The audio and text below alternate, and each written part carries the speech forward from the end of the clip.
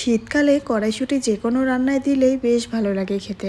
আজ আমি বানিয়েছিলাম কড়াইশুঁটি দিয়ে ঘুগনি সকালের জলখাবারে। ভাবলাম তোমাদের সাথেও একটু শেয়ার করি, যেহেতু যে কোনো রান্নাই আমি তোমাদের সাথে শেয়ার করে থাকি তাই আর কি। এখানে আমি কড়াইশুঁটি নিয়েছি বেশ খানিকটা, ধুয়ে জল দিয়ে রেখেছি। আলু কুচিয়ে নিয়েছি, পেঁয়াজ টমেটো কুচিয়ে নিয়েছি, দুটো কাঁচা লঙ্কা, কিছুটা আদা রসুন নিয়েছি। কড়াইশুঁটিগুলো সামান্য নুন দিয়ে ভাপ দিতে বসিয়ে দিলাম। এবার কিছু গুঁড়ো মশলা ভিজিয়ে নেবো, যার মধ্যে নিয়েছি অল্প একটু জিরে, ধনে, শুকনো লঙ্কা, হলুদ গুঁড়ো। অল্প জল দিয়ে ভিজিয়ে নিলাম। কড়াইয়ের মধ্যে সামান্য সর্ষের তেল দিয়ে গরম করে নিয়ে ফোড়নে জিরে শুকনো লঙ্কা দিয়ে আলুটা সামান্য নুন দিয়ে ভেজে নিয়ে পেঁয়াজ দিয়ে দিলাম। পেঁয়াজটাও বেশ ভালো করে লাল লাল করে ভেজে নিলাম। আলুর সাথে টমেটোটাও দিয়ে দিলাম। টমেটো দিয়ে আরো বেশ কিছুক্ষণ ভেজে নেওয়ার পর সেদ্ধ করা কড়াইশুঁটি দিয়ে দিলাম। বেশ কিছুক্ষণ ভেজে নেওয়ার পর আদা রসুন বাটাটা দিয়ে দেবো। আদা রসুনটা ততক্ষণ ভাজতে হবে যতক্ষণ কাঁচা গন্ধ না চলে যায়। তারপর ভিজিয়ে রাখা মশলা দিয়ে পরিমাণ মতো নুন চিনি দিয়ে বেশ কিছুক্ষণ কষিয়ে নেবো তেল ছাড়া অবধি। তারপর ঝোলের জন্য গরম জল দিয়ে দিলাম। আমি যে কোনো রান্নায় গরম জলই ব্যবহার করে থাকি, তাহলে রান্নার টেস্টটা ভালো হয়। এবার কিছুক্ষণ ফুটিয়ে নেওয়ার পর দুটো কাঁচা লঙ্কা দিয়ে 2-3 মিনিটের মতো ঢাকা দিয়ে দিলাম, গ্যাসের ফ্লেমটা কমিয়ে দিয়ে। ঢাকা হালকা করে দিয়ে দেখে নিলাম সবকিছু খুব ভালো সেদ্ধ হয়ে গেছে। এবার অল্প একটু গরম মশলা গুঁড়ো দিয়ে ধনেপাতা কুচি দিয়ে ভালো করে নেড়ে চেড়ে নামিয়ে নেব।